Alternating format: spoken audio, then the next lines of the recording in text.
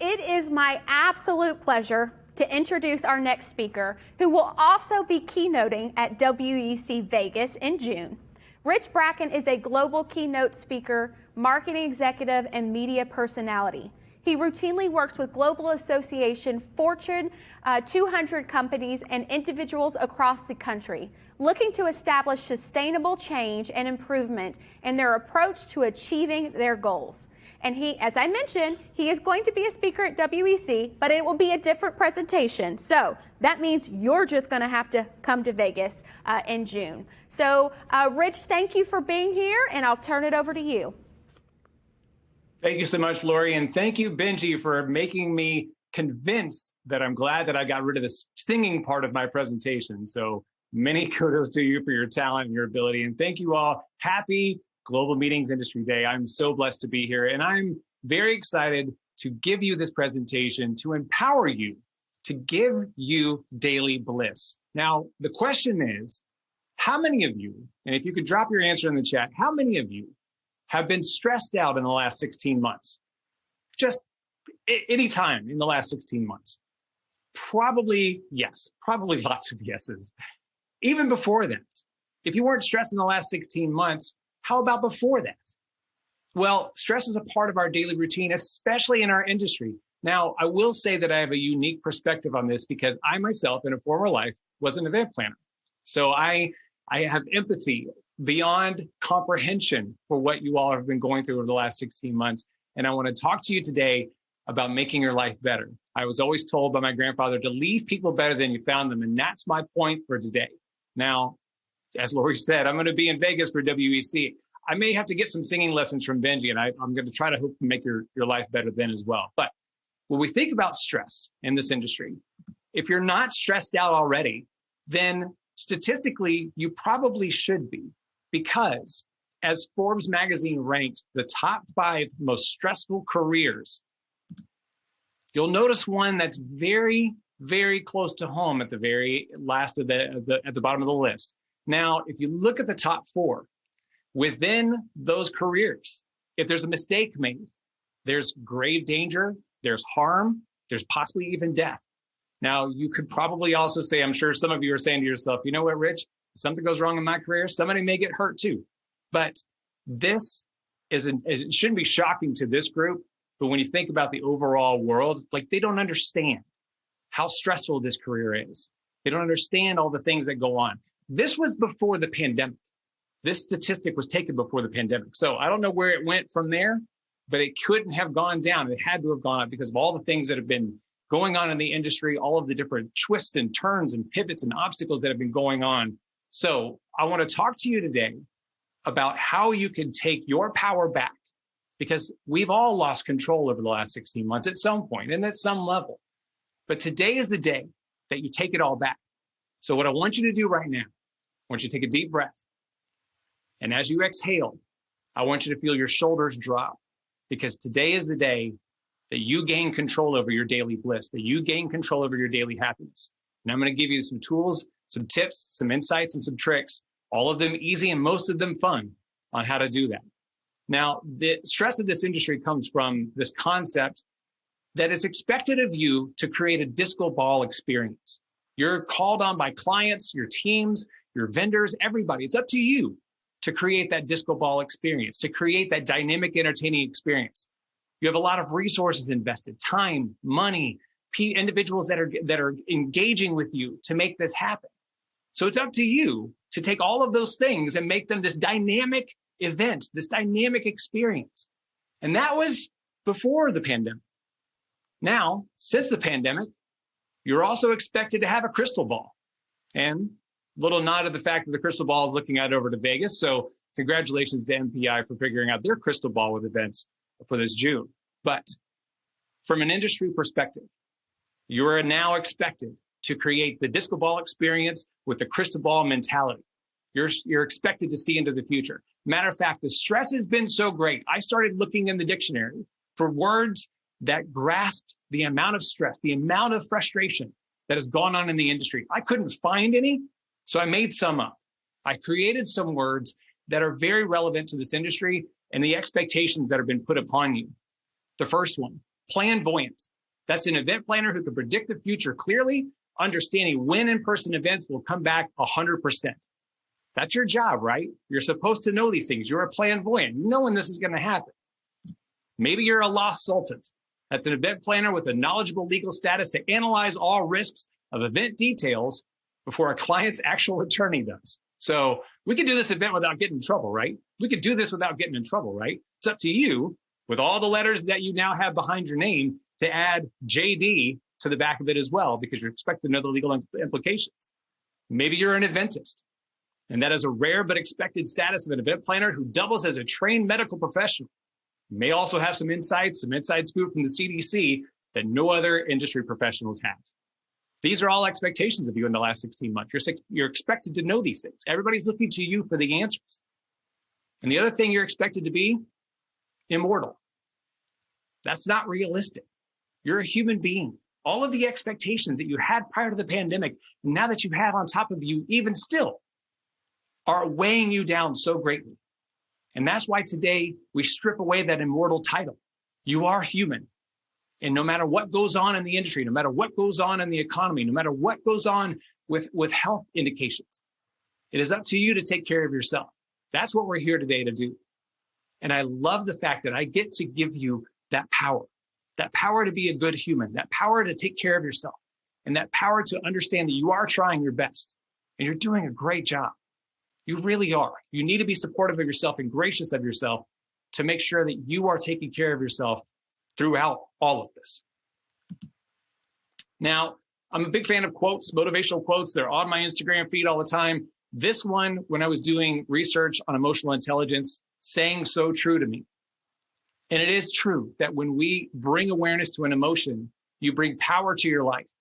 It's really important that we embrace this topic, that we embrace emotional intelligence. It is the most universally applicable and most advantageous thing that you can do for yourself, is to understand your emotional intelligence. Now, the benefit of this is that your emotional intelligence, no matter where it is on the scale, can be improved versus your IQ, which unfortunately for people like me, hits a certain peak and stays there. But your EQ can be exercised like a muscle. You can train it, you can improve it, you can enhance it over time, every single minute of every single day. And so today I'm going to talk to you about what emotional intelligence is and how you could take that control back. Now, I'm a simpleton when explaining things. So to me, emotional intelligence is a dance.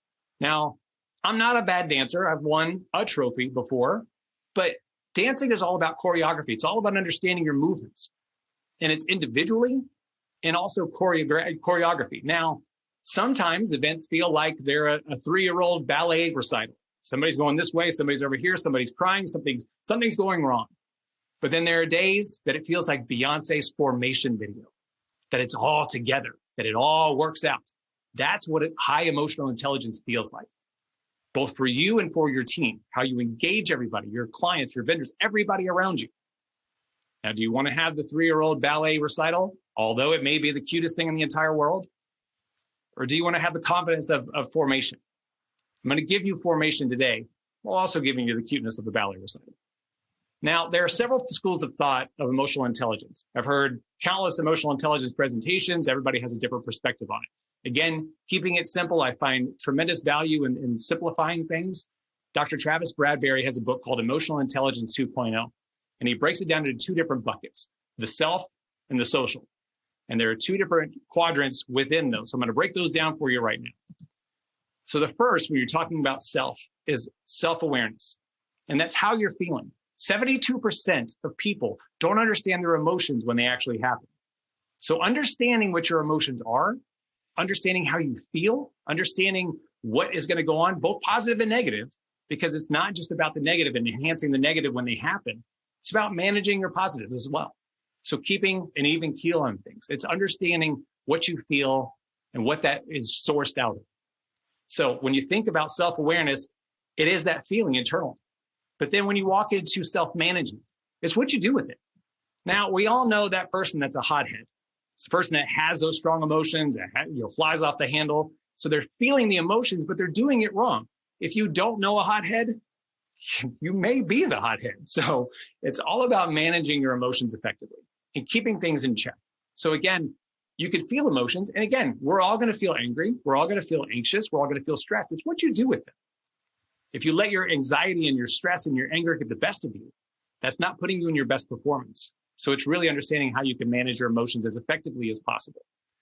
Now, unless you're going to crawl under a rock and never deal with anybody ever again, and obviously walk yourself out of the events industry because you have to interact with people, you're going to have to work that choreography. You're going to have to work your inner choreography, your emotions, your self-awareness, and your self-management. But you're also going to have to work on your social awareness. Now, that's what other people are thinking, feeling, how they're reacting, what they're saying, their body language, their tone. You know, have you ever said something to somebody and they just all of a sudden sit back and cross their arms? Body language is huge. Facial expressions are huge. It's all about active listening and engaging the individuals. Again, whether it's your team, whether it's your client, whether it's a vendor, understanding that there's a give and take there. It's a two-way street.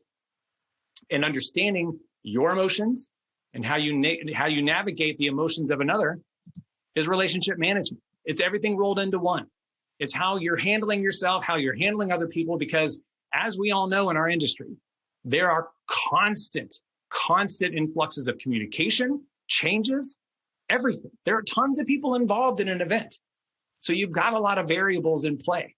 So the emotional intelligence need in our industry is stronger than most any, because we have constant barrages of communication and intake of emotion.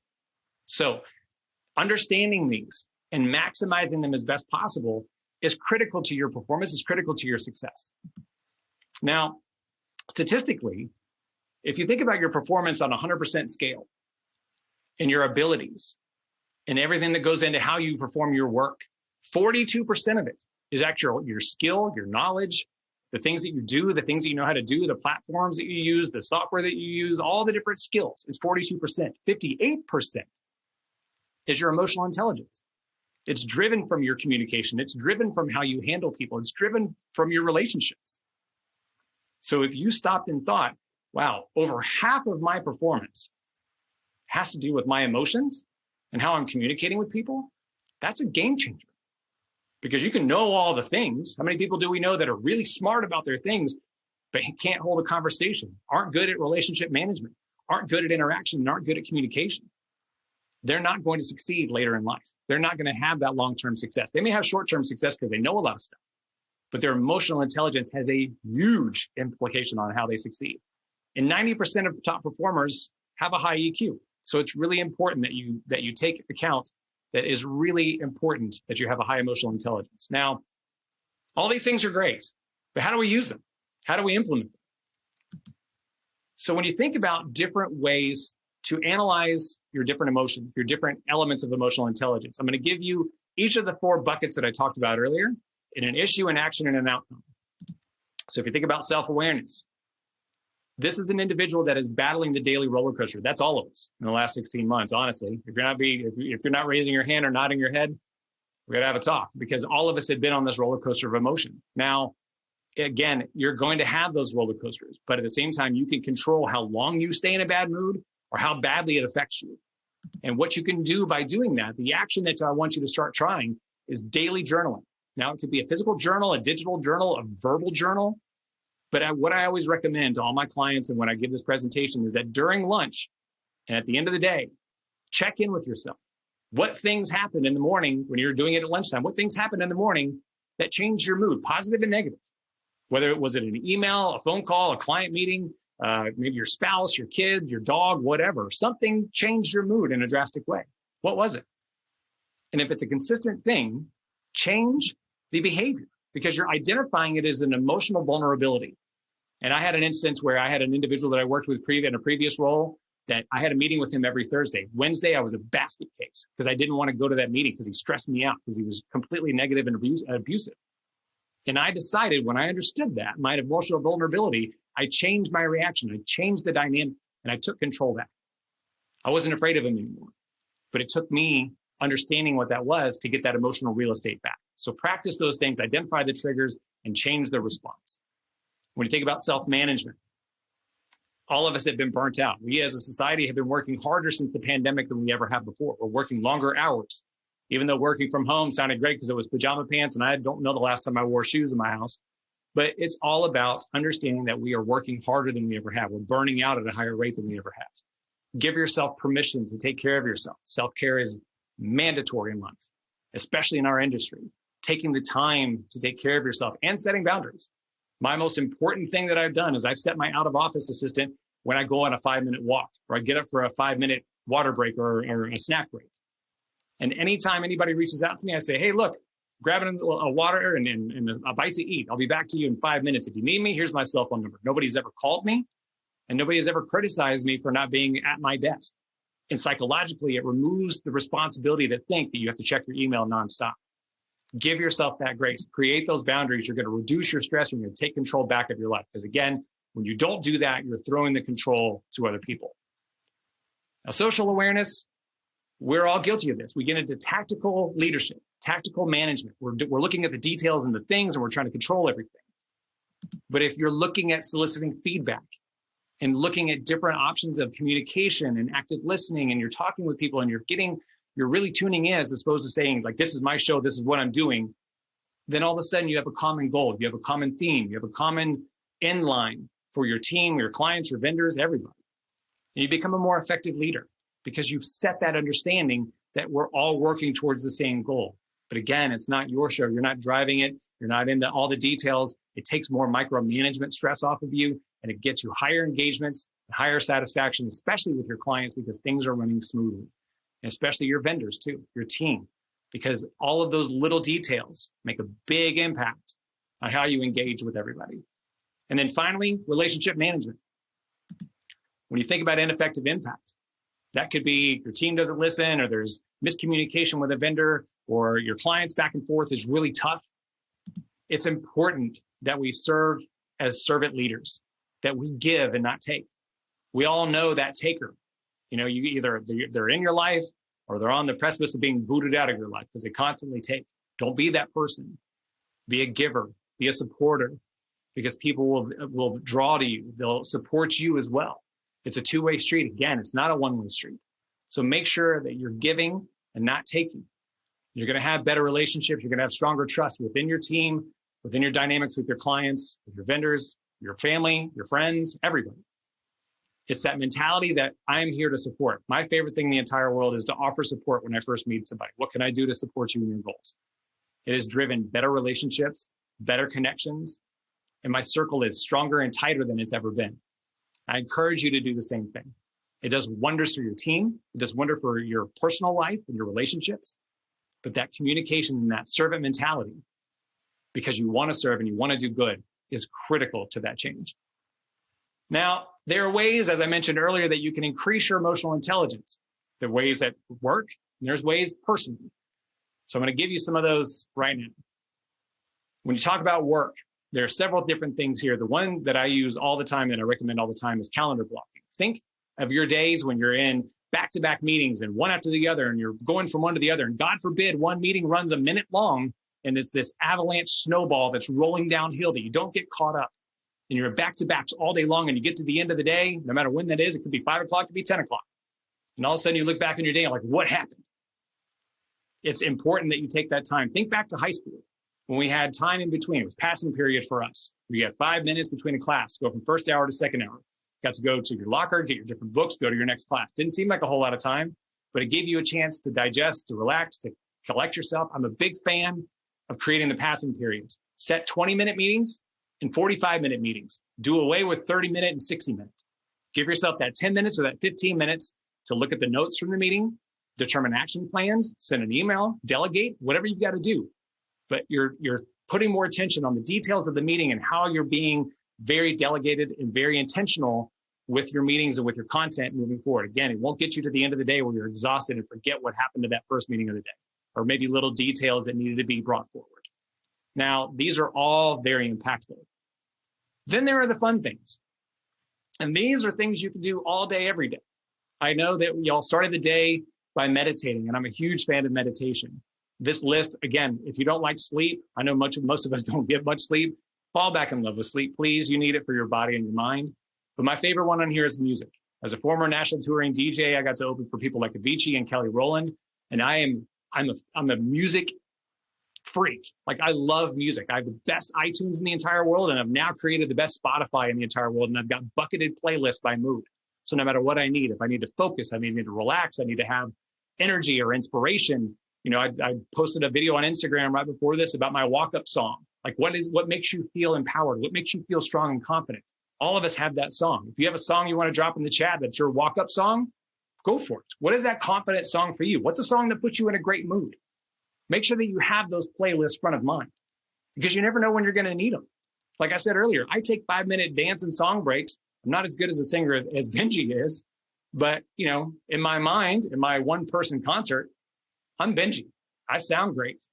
I play the guitar too, but I always have those songs. My song that just puts me in a good mood, doesn't matter what you said to me or what happened in the meeting before. Baby, I'm a Star by Prince. Every day, that first 2 seconds, I'm there. And you have that too.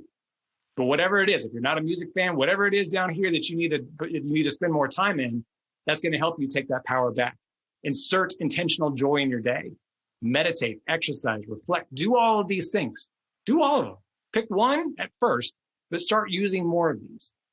And I'm happy to share all of these with you to make sure that you have this list at front of mind, because once you start on one, you're going to want more of this energy back. It's going to become infectious to you. You're going to find higher performance. Now, event planners are like conductors. And I'm passionate about music, as I said, but Emir Noon, who's you see here, who is the absolute rock star female conductor in classical music. She has been known, she is the top rated conductor of and composer of video game music, but she was also the first female to conduct the Academy Awards in the 92-year history when she did it, which is ridiculous, but it's glad that she had it. But this is what we feel like at events. We're that calm, collected, I know all the details. If you watch her, look her up on YouTube, watch her style. That's how you should feel when you do an event. She's calm, cool, and collected. She knows everything. She knows all the details, but she empowers her orchestra. She encourages her orchestra, and she gets in their eyes and in their mind to empower them. And as she is, she's the rock star that you see on the left. And she absolutely commands an audience. She commands an orchestra. She does a phenomenal job. So be Emir, be that conductor, be that composer. Let your events be a symphony. Take joy in them. But by leveraging your emotional intelligence, you will set yourself up to be like her, to take that control and take that joy and that passion in. So I implore you, any of these details, start leveraging them now and start taking your control back. Start finding your daily bliss and enjoy your life more and more every single day. I am very thankful that you have given me this time to talk, to share with you all these details. And again, I'm excited to see you all in Vegas at WEC. And I have some surprises up my sleeve for that one. So it's going to be a completely different presentation. You're not going to want to miss it. So get to Vegas and spend some time with me. But again, please let me help you. Let me serve you, whatever I can do. Because again, I have a unique empathy and a unique emotional connection to this industry. So thank you so much. Happy Global Meetings Industry Day. And I'm so thankful for each and every one of you. Wow, Rich, you knocked it out of the park. If you could see the chat box, you have quite the fan club in here, for sure. Absolutely. I have some questions for you. I think we'll be able to probably take 2 questions. Sure. So I resonate with this one, for sure. How do we slow down and buy some time in the heat of the moment so we can apply some emotional intelligence? Great question. And we all forget to do this. Breathe. And it was in that last slide that I showed, breathe before talking, because I guarantee you, everybody's had that moment where somebody's come to you with a panic or a fire drill or something's gone on, something in the heat of the moment's gone sideways. But instead of saying, like tensing up, so don't take that breath. Let's figure it out. There's a different connotation to it. There's a different impact, and there's a different emotional approach to it. So take a deep breath, a calm breath, not a stressful breath, and don't do this. Do this. I love it. I love it. Let's see here. Studies are showing stress inhibits our ability to empathize with others on a biological level. How can we address this challenge? Sure. Stress is a big factor. And think about it. Think about the last time you were stressed out. I can think personally of times when I was to the gills stressed out. And I was not. It was very much a blinder situation. I was so focused on my own stress and so focused on my own problems that I was oblivious. The only people in my peripheral were my family. And everybody else was like, I don't have time for that. I can't do that. I can't engage with anybody else. I can't serve, because you can't pour from an empty cup.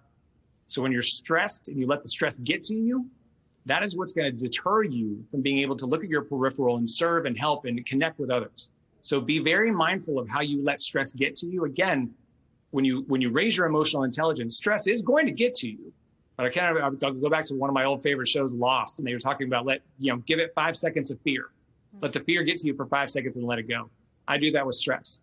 5 seconds, sometimes it's 5 minutes, but it's 5 seconds on the whole. But think about that 5 seconds, okay? It is what it is. What can I do to control it? What can I do to change the dynamic, and what can I do to solve the problem? That will reduce your stress levels and give you that wider peripheral as opposed to putting blinders on. Yeah, absolutely. Thank you so much, Rich. I am so excited to hang out with you at WC Vegas, and thank you for your time today. Thank you so much, Lori. Thank you, everybody.